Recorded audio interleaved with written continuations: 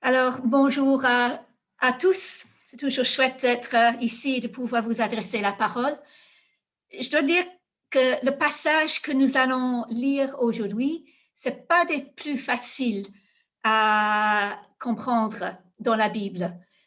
Mais il y a des passages dans la Bible où ça provoque peut-être plus de questions que cela ne réponde. Et c'est vraiment un de ces passages. Je ne sais pas si vous avez lu, ça sera la semaine prochaine qu'on le lit avec Marc en mars, mais vraiment, il faut bien le mettre dans son contexte. Et même quand on le met dans son contexte, ça suscite pas mal de questions. Mais une chose que j'ai trouvée, que c'est dans ce passage un peu plus difficile, plus compliqué, c'est à ce moment que Dieu se révèle en tant que Dieu. Moi, je me rends compte que je dois me mettre à ma place devant Dieu qui a une pensée autre que la mienne. Et ce sont des moments où on peut vraiment grandir. Ce sont des passages où on peut grandir dans notre compréhension de Dieu et de qui il est et qu'il est autre que nous. Alors, on va l'aborder et puis encore, on aura l'occasion d'en parler et dans les petits groupes la semaine prochaine. Et je crois que ce sera bien nécessaire que là, on peut continuer à poser des questions et à réfléchir ensemble exactement qu'est-ce que ça veut dire dans ce passage. On a déjà vu en Marc, on a vu il y a 2 semaines que Dieu est un Dieu qui restaure. Ça, on a vu quand Dieu a guéri la main de la personne avec la main sèche le jour du sabbat, il a restauré. Et Jésus est venu comme celui qui restaure. Et puis la semaine passée, on a vu que Dieu est plus fort que tout. Il est plus fort que les tempêtes, que la météo, que les éléments. Il est plus fort que les démons, tout le monde mauvais spirituel. Et il est plus fort aussi que la maladie et la mort. Et Jésus est celui qui est puissant. Jésus est celui qui est fort. Jusque maintenant, en fait, tout cela s'est passé autour de Galilée, là où Jésus, avec ses amis, où il a grandi, où tout était familier. Il connaissait bien le territoire. Il avait ses amis, les personnes dans les magasins, les personnes avec qui il a grandi, tout cela. Il connaissait le lac de Galilée. Il a choisi ses disciples de Galilée. C'était familier. Mais on lit et on va lire ce passage, c'est en Marc 7, on commence avec verset 24, mais on va le lire en petits bouts. Je pense que ce sera mieux, ce sera plus abordable et on va mieux comprendre l'histoire si on lit peu à peu. Alors, on lit au verset 24 de Marc 7. Jésus partit de là, ça veut dire de Galilée, et il se rendit dans la région de Tyr. Il entre dans une maison. Il ne voulait pas qu'on sache qu'il est là. Alors Jésus, il va à Tyr. Et je me suis dit, ça va nous aider de regarder juste sur un plan où se trouve Tyr. Alors je vais partager mon écran. Et là, vous allez voir que c'est une carte de la terre où était Jésus. Et d'abord, vous voyez ici, ça c'est Galilée. Ça c'est le lac de Galilée, la mer de Galilée. Et voici Tyr et voici Sidon. Et c'est dans le pays qui est Syrophénicie. C'est marqué dans le passage, dans le prochain verset, c'est une femme qui vient de Syrophénicie. C'est là. Parfois on dit de Canaan. C'est un peu cette région-là. Et voici Tyr, c'est une ville portuaire, et souvent Tyr et Sidon étaient mis ensemble. C'est un territoire. Et on lit que Jésus va dans le territoire de Tyr. Et Tyr, en tant que ville, quoique je ne pense pas que Jésus est vraiment allé dans la ville, mais Tyr était connu pour ses mollusques. C'était connu, et j'ai mis une latte là pour que vous voyez plus ou moins la grandeur de ces mollusques. Mais depuis longtemps, il y avait ces escargots marins qui vivaient dans les eaux auprès de Tyr et c'était très connu parce que si on les écrasait, en fait, il y avait des petites gouttes de teinture pourpre qui sortaient de ces mollusques. Mais chaque mollusque avait juste un tout petit peu de teinture. Alors, la ville de Tyr était connue comme une ville qui schlinguait. Ça sentait mauvais parce que on devait écraser énormément de ces mollusques pour avoir la teinture. Et puis après, vous allez voir, c'était avec la teinture qu'on a pu donner de la couleur à la laine ou à d'autres matériels. Et souvent, c'était les robes royales qui étaient faites de ce matériel. Alors, c'était juste pour que vous voyez un peu que Jésus, il a quitté Galilée. Et c'est à peu près à 80 kilomètres, je dirais, de Galilée. C'était ici jusqu'à aller à Gand ou peut-être aux Pays-Bas, quelque chose comme cela. Ce n'était pas tout près de la porte, mais ce n'était pas trop loin non plus. Et même si en Marc, ce n'est pas marqué qu'il était avec ses disciples, dans la version racontée par Matthieu, il est évident que Jésus était avec ses disciples. Et on peut se demander exactement pourquoi il est allé dans un pays non juif. Mais il me semble qu'il avait besoin d'un petit peu de repos. Il avait passé des journées, des semaines entouré par des personnes qui voulaient des guérisons, qui voulaient son enseignement, qui voulaient le toucher. Et il voulait se retirer. Sûrement, il voulait se retirer avec ses disciples. Parce que c'était marqué en Marc, dans une autre partie, en Marc 6, verset 31, qu'il a dit à un certain moment, venez à l'écart, dans un lieu désert, et reposez-vous un peu. Alors, il a fait des essais pour que les disciples se retirent avec lui. Et puis, cette fois-là, ils montent dans la barque, et puis ils arrivent à l'autre côté de la lac, et déjà, la foule est là. Alors, sûrement, Jésus a voulu juste passer du temps à l'écart avec ses disciples, comme nous tous parfois. Si on a eu des moments très intenses, que ce soit avec les enfants qui sont là jour après jour à la maison, il y a des moments intenses, que ce soit un projet ou des projets qu'on doit finir au boulot, que ce soit un déménagement où on a dû vraiment bosser, que ce soit plein de dossiers à notre travail. On sait tous qu'on a besoin parfois de mettre pause pour notre bien-être spirituel et pour le bien-être pour ceux autour de nous. Et Jésus, il était humain, il était homme quand il marchait sur la terre. Hein? Et tout comme nous, parfois, il fallait se retirer, il fallait se mettre à l'écart. Et je pense que c'était pour passer du temps avec ses disciples, mais aussi peut-être pour recalibrer un peu sa relation avec Dieu. Et il voulait que personne ne le sache. Alors, ce n'était pas un voyage missionnaire cette fois-ci, c'était vraiment un moment de retraite avec ses disciples. Il ne voulait pas attirer les foules.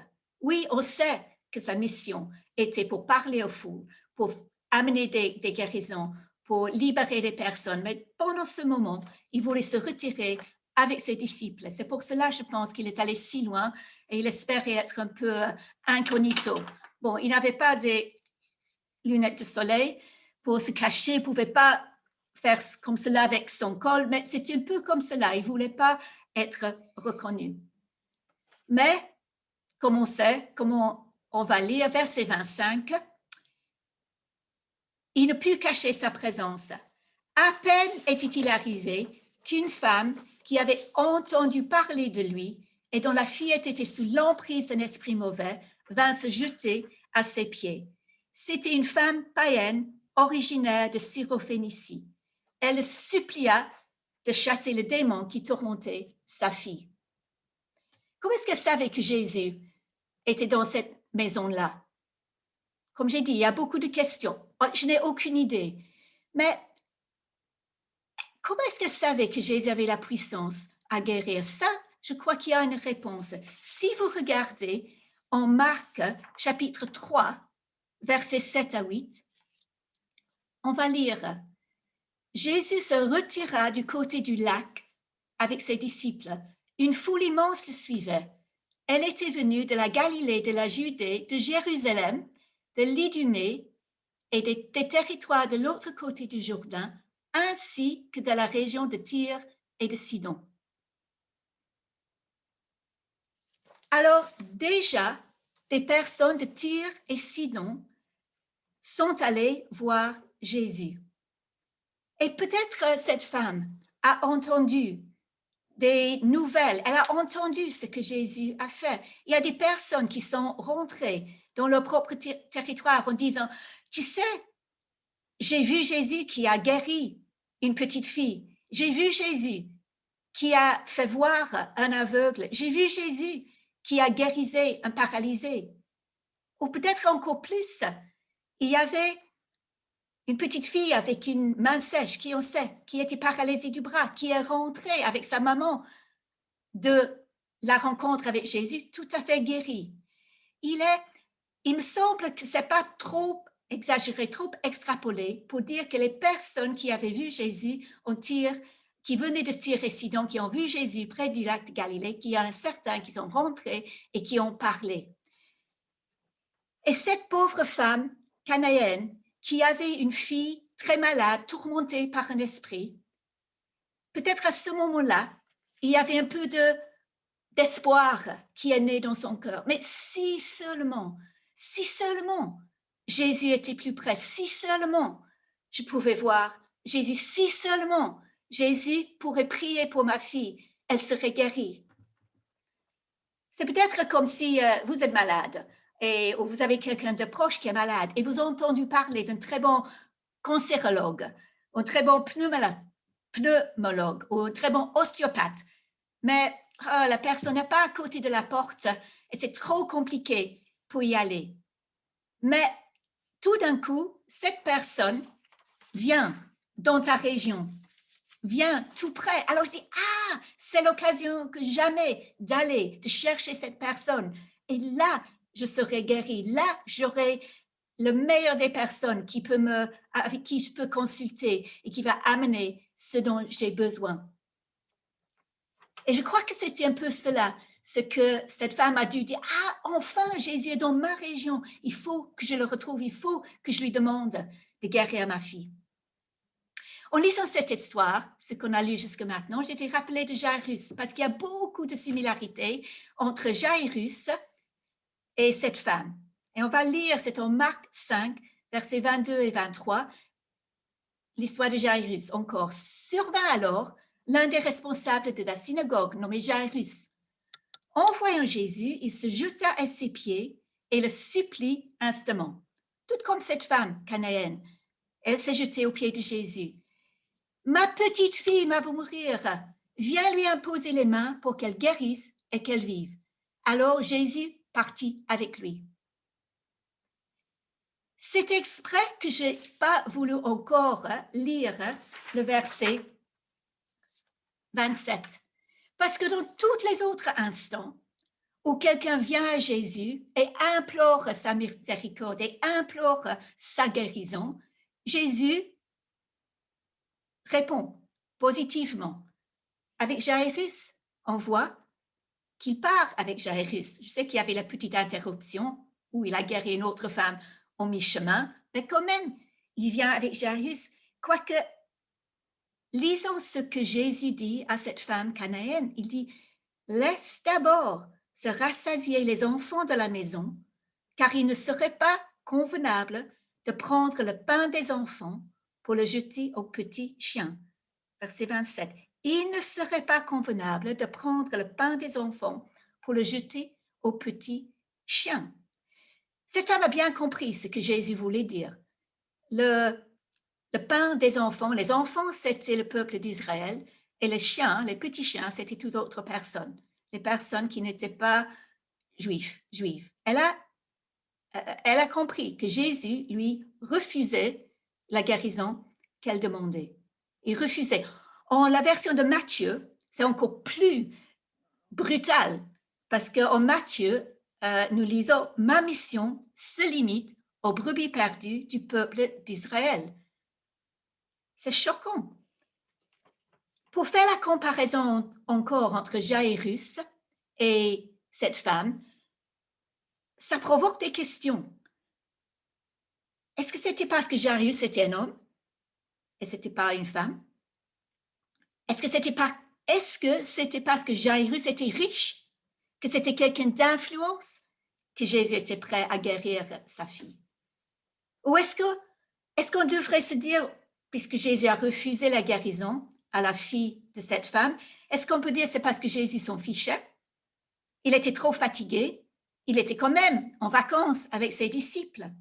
encore pire, et j'ai lu ceci dans un commentaire pour dire que les personnes peuvent dire des choses mal réfléchies, que Jésus était préjugé contre cette femme et qui devait surmonter ses préjugés. Si on ne comprend pas le contexte, on peut imputer à Jésus, on peut imputer à Dieu plein de fausses choses, plein de faussetés. Il est tellement important de comprendre ce qui est la vérité, parce que c'est vrai que Jésus lui a dit, tu n'es pas ma priorité. Toi, tu n'es pas sur mon ordre du jour pour aujourd'hui. Et j'espère que vous trouvez ça choquant. C'est choquant. Parce que ça ne s'aligne pas avec le Jésus que nous connaissons. Mais si on peut continuer à réfléchir, nous allons voir, peut-être on sera toujours un peu mal à l'aise avec ce passage, mais une chose que nous voyons dans ce parti, dans ce qui s'est passé, dans cette rencontre de Jésus avec la femme, c'est que Dieu est Dieu et nous ne le sommes pas. Et Dieu est bien à sa place et nous n'avons, à un certain point, nous n'avons rien à dire qu'on l'aime, qu'on ne l'aime pas. Comme je viens de citer ce que Matthieu dit, on peut adoucir un petit pas ici parce que c'est marqué « laisse d'abord les enfants de la maison prendre ». Mais en Matthieu, c'est « ma mission se limite aux brebis perdues ». C'est brutal. Ça veut dire que dans le ministère de Jésus, sur la terre, il y avait certaines personnes qui étaient prioritaires dans leur accès à ses guérisons, à son ministère, à ses miracles. C'est ça que Jésus dit ici. Il n'y a pas moyen de contourner ce qu'il dit. Il ne dit pas ça méchamment, mais il dit une vérité. Sa mission sur la terre, sa mission terrestre, quand il marchait sur la terre, c'était pour les Juifs. Et Jésus ne voulait pas, n'allait pas se laisser détourner par l'agenda des hommes. Il n'allait pas se laisser détourner par cette femme. Sa mission terrestre était parmi les Juifs. Bien sûr, une fois mort, une fois ressuscité, sa mission était globale. Quand l'Esprit est venu, ce n'était plus encadré en Jérusalem, en Israël, mais ça allait aux extrémités de la terre. Et il y a suffisamment d'indices dans les Écritures, que ce soit dans le Nouveau Testament ou dans l'Ancien Testament, que le salut, c'est pour toutes les nations. On peut le lire en Matthieu 25, 32, quand il y a la séparation à la fin. Ce n'est pas entre juifs et non-juifs, c'est entre ceux qui cherchaient le royaume de Dieu et ceux qui ne cherchaient pas le royaume de Dieu. On peut lire en Matthieu 28, 19, qu'on connaît si bien, faites de toutes les nations, les disciples, le salut c'est pour toutes les nations. Aussi en Ésaïe 49, 6, Genèse 12, 3, même quand Dieu a parlé à Abraham et a appelé Abraham, c'était pour qu'il serait une bénédiction pour toutes les nations. Toutes les nations étaient sur le cœur de Dieu. Toutes les nations sont sur le cœur de Dieu, mais pendant sa mission terrestre, c'était le peuple d'Israël. Ce que j'aime avec cette histoire, c'est cette rencontre c'est la réponse quelque part de la femme. Et cette femme qui avait entendu parler déjà de Jésus, qui avait Jésus, le Messie, devant elle, en la version de Matthieu, elle s'adresse à Jésus comme fils de David. Jésus était devant elle. Jésus qui avait guéri des personnes. Et juste entre parenthèses, je ne pense pas que quand la foule qui venait de Tyr et Sidon, de Idumée, de Transjordanie, de Jérusalem, venait chez Jésus et qu'il a guéri beaucoup de personnes, je pense qu'on aurait bien su si les disciples avaient fait 2 lignes. Alors, il y a une ligne pour les Juifs, et là, Jésus va les guérir, et une autre ligne pour les non-Juifs, et Jésus n'allait pas les guérir. Je crois que dans le contexte de la foule, Jésus a guéri chaque personne qui est venue pour la guérison. Alors, déjà, cette femme, elle devait avoir quelque chose en elle. Déjà, tu vois, l'espoir. Elle a entendu parler de l'amour de Jésus. Elle a sûrement entendu parler de Jésus qui avait pardonné des personnes, qui était compatissant envers les pécheurs. Il y a des rumeurs qui sont arrivées jusqu'à Tyr et Sidon. Et cette femme, sûrement, elle s'est dit en elle, je ne vais pas laisser partir Jésus. Jésus, il a la réponse. En Jésus, je peux avoir la guérison pour ma fille. Alors, elle savait qu'elle avait une chance. Elle savait suffisamment de la bonté de Dieu pour dire, il est là, je ne vais pas le laisser partir. Mais qu'est-ce qui est intéressant? Sa façon de répondre. Elle aurait pu être offensée, elle aurait pu être agressif. Jésus qui parle que le pain est pour les enfants et c'est pas pour les petits chiens. Et elle répond, admirons cette réponse, soyons humbles devant cette réponse. Sans doute, Seigneur, reprit-elle, mais les petits chiens qui sont sous la table mangent les miettes que laissent tomber les enfants. Et Jésus de répondre, à cause de cette parole, va, retourne chez toi, le démon vient de sortir de ta fille. Elle rentre chez elle et trouva son enfant couché sur le lit. Le démon était parti. Mais pour reprendre 28, sans doute, Seigneur, reprit-elle, mais les petits chiens qui sont sous la table mangent les miettes que laissent tomber les enfants.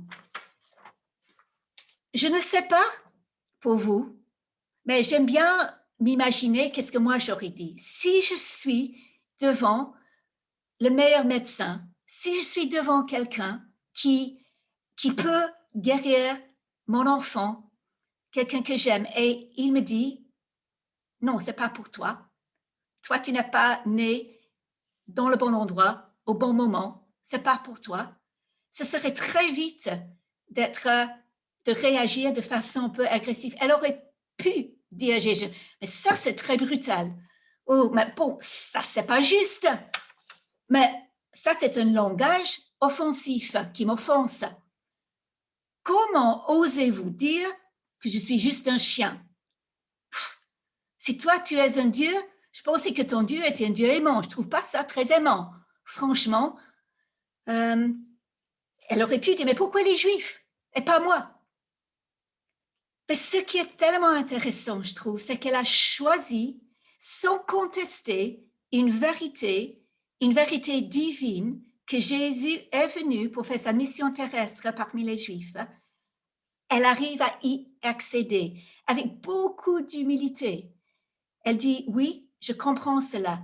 Je ne réclame rien.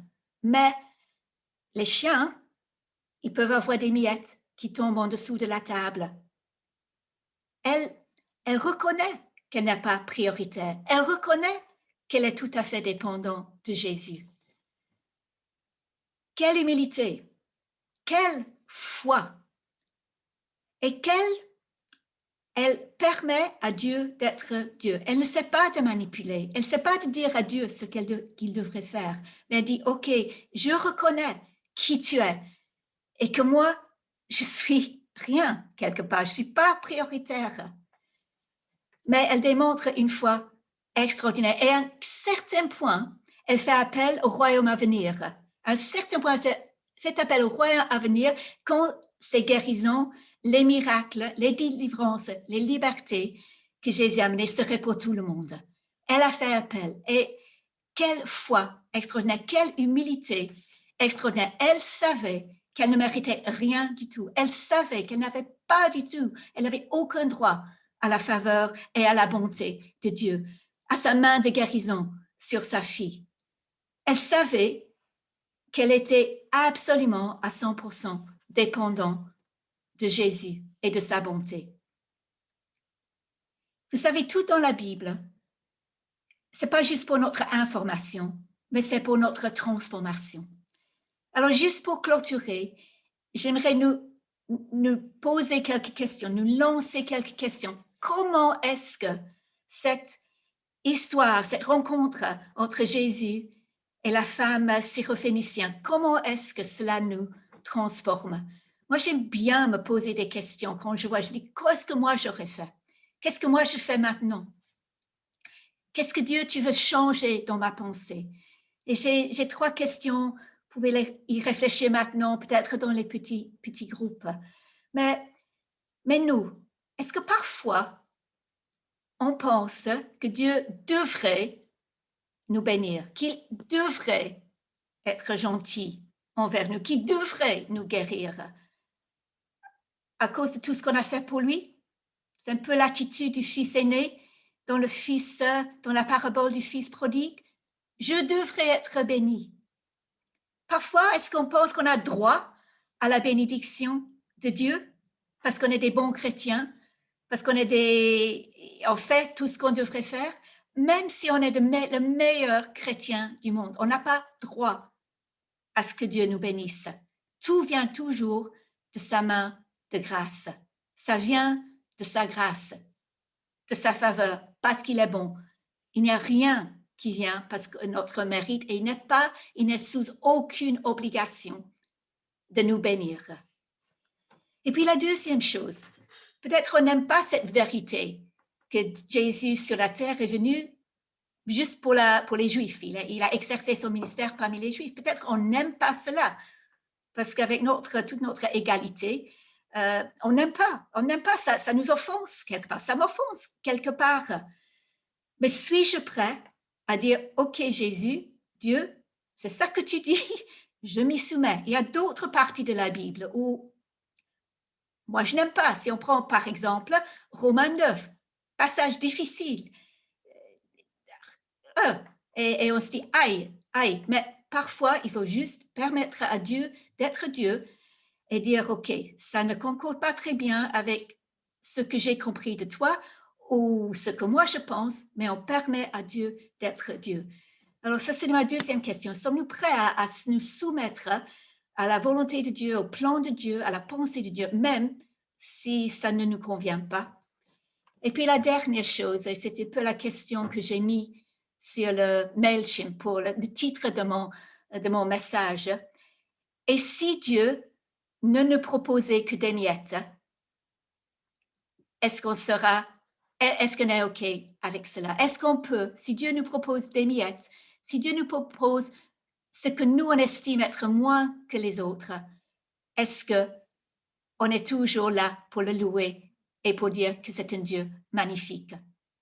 Et vous savez, juste avec ces 3 dernières questions, c'est jamais pour nous faire mal. Si vraiment on peut vivre dans cette conviction qu'on ne mérite rien, qu'on ne peut jamais gagner quelque chose de la part de Dieu, ce ne sont pas par nos efforts que nous sommes bénis. Ça nous donne une paix inébranlable, ça nous donne une joie inébranlable et nous connaîtrons une vraie liberté en Dieu. Parce que plus qu'on voit notre petitesse, plus qu'on voit la grandeur de Dieu, plus qu'on vive dans cette paix, cette joie et la liberté.